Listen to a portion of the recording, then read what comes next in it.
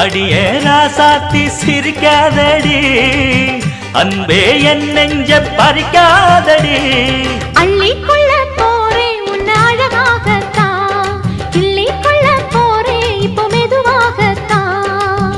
வெள்ளிமணி கிண்ணத்தில நல்ல நல்ல சந்தனம்தான், சந்தனத்தை தொட்டதுமே நெஞ்சத்தில தந்தனத்தான்.